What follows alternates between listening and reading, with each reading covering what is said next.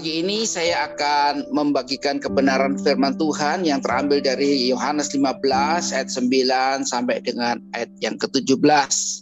Saya berbicara ini karena besok kita akan merayakan Valentine Day, hari kasih sayang, ya, supaya kita ngerti dasar firman Tuhannya. Perintah supaya saling mengasihi. Yohanes 15, 9-17, seperti Bapa mengasihi aku, demikianlah aku juga telah mengasihani kamu. Kamu tinggallah di dalam kasihku itu. Jikalau kamu menuruti perintahku, kamu akan tinggal di dalam kasihku. Seperti aku menuruti perintah Bapakku dan tinggal di dalam kasihnya. Semua itu kukatakan kepadamu supaya sukacitaku ada di dalam kamu dan sukacitamu menjadi penuh. Inilah perintahku, yaitu supaya kamu saling mengasihi seperti aku telah mengasihi kamu. Tidak ada kasih yang lebih besar daripada kasih seorang yang memberikan nyawanya untuk sahabat-sahabatnya. Kamu adalah sahabatku jikalau kamu perbuat apa yang kuperintahkan kepadamu. Aku tidak menyebut kamu lagi hamba, sebab hamba tidak tahu apa yang diperbuat oleh tuannya.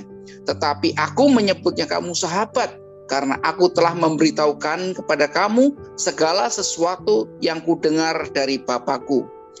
Bukan kamu yang memilih aku, tetapi akulah yang memilih kamu, dan aku telah menetapkan kamu supaya kamu pergi menghasilkan buah, dan buahmu itu tetap, supaya apa yang kamu minta kepada Bapa dalam namaku diberikannya kepadamu.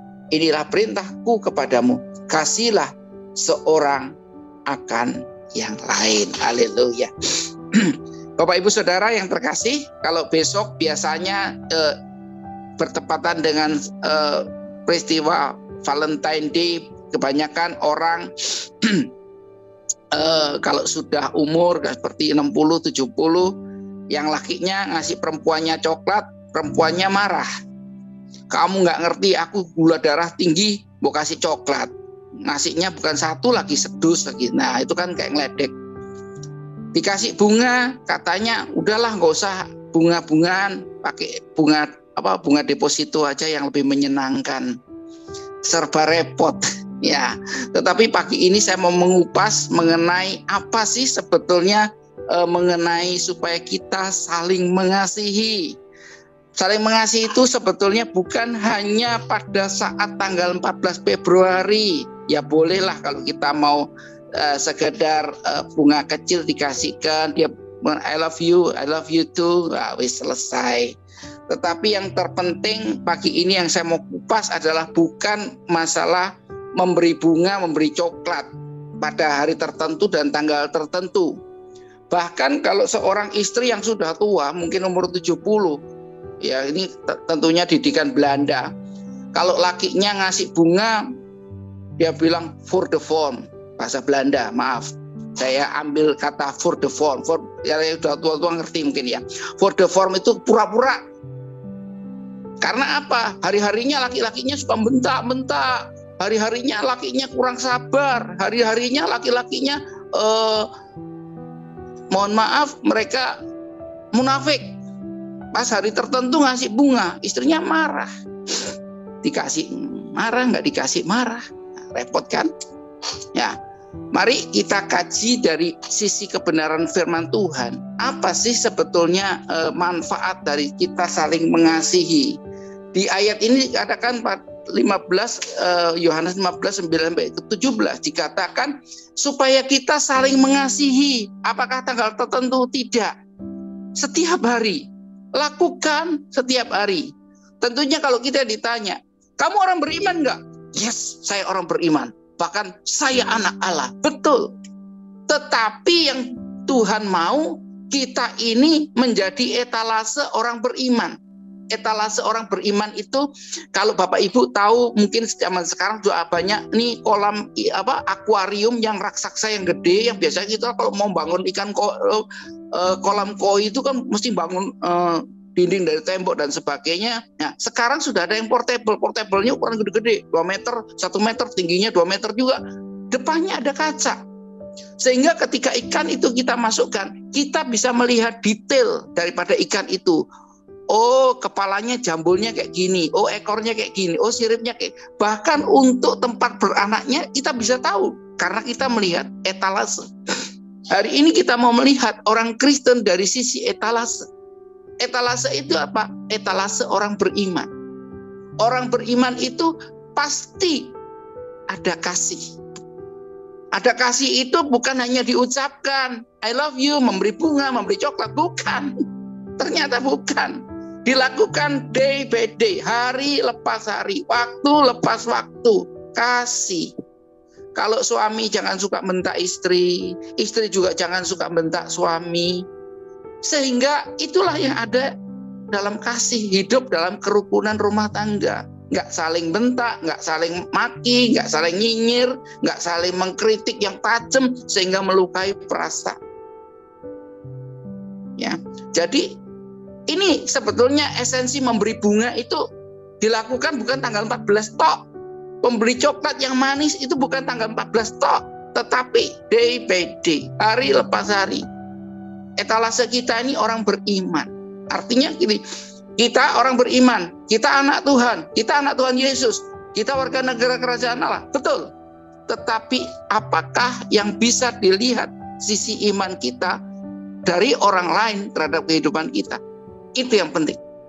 Jangan orang yang terdekat mengatakan, pura-pura, palsu. Ya. Yang paling tahu kehidupan kita sehari-hari adalah orang-orang dekat kita. Mungkin supir kita, mungkin pembantu kita, nggak sengaja mereka menjatuhkan piring pecah, ya nggak apa-apa lah, piring promosi mungkin. Ya, kita nggak usah sampai keluar kebun binatang semua dikeluarin, jangan. Ada banyak kesaksian yang saya dengar dari orang-orang, waduh katanya dia pelayan Tuhan, dia hamba Tuhan, tapi piringnya pecah satu aja, piring promosi lagi, pecah aja, wah kebun binatang keluar semua. Nah, itu tidak menunjukkan kasih, walaupun dilakukan tanggal 14. Apa yang terambil dari 1 Korintus 13 ayat yang kedua dikatakan, sekalipun aku mempunyai karunia bernubuat, aku mengetahui segala rahasia pengetahuan, dan sekalipun aku memiliki iman yang sempurna untuk memindahkan gunung, tetapi kalau aku tidak mempunyai kasih, sama sekali tidak berguna. Tuh. Jadi firman Tuhan hari ini saya mau jelaskan bahwa kasih itu adalah iman yang tidak terlihat. Jadi kalau kita ngomong beriman, etalasenya kita apa? Kasih. Etalasenya kita apa? Pengampunan. Etalasenya kita apa? Suka memberi pertolongan, suka tidak hidup untuk diri kita sendiri, tetapi memikirkan bagaimana untuk bisa menjangkau orang terima Yesus sebagai Tuhan dan Juru Selamat. Lewat apa? Lewat kasih. Lewat kasih. Khotbah yang keras, pengetahuan Alkitab yang luar biasa. Bagus, tetapi lebih bagus lagi kalau ada tindakan kasih. Kalau ada orang kebetulan datang ke rumah kita tidak bisa makan, kita kasih makan. Kalau ada keponakan kita tidak punya biaya untuk sekolah, atau apa siapa yang kita lewat ke mereka tidak mempunyai biaya untuk sekolah, kita sekolahkan.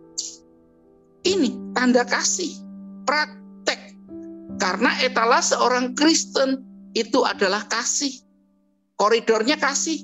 Bukan hanya tanggal 14 pakai baju merah, kasih coklat 1 dus, kasih bunga 1 truk, bukan. Itu hanya industri, kalau saya bilang industri yang bertepatan dengan momen kasih sayang. Seperti di Jepang, kalau Natalan luar biasa hiasannya, padahal yang Kristen orang Jepang hanya 0,sekian persen. Itu kita coba berpikir bahwa kasih itu tidak hanya terjadi pada tanggal 14. Kita jangan sampai dikatakan oleh pasangan kita for the form, pura-pura.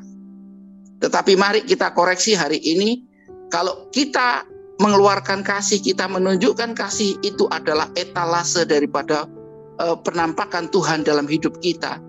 Kalau kita belum, kita koreksi terus. Oh ya Tuhan, saya belum. Oh ya Tuhan.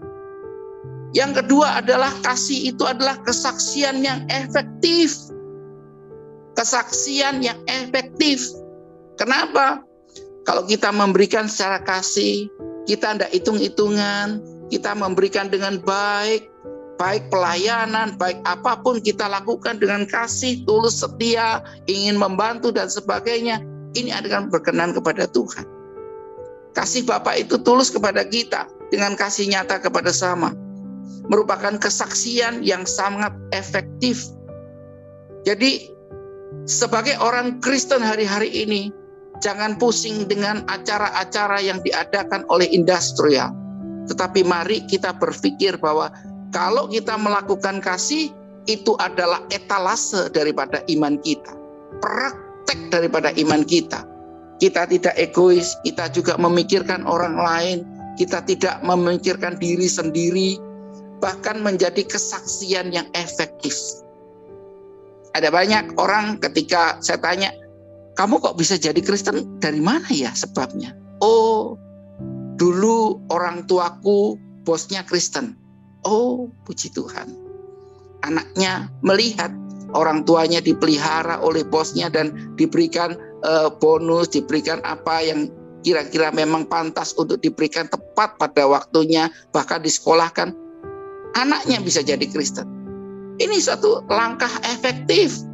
Karena kesaksian memberi, membagi, bahkan untuk menjadi terang dan saksi Kristus di tengah masyarakat. Saya percaya hari kasih sayang bukan hanya tanggal 14 Februari, tetapi hari lepas hari.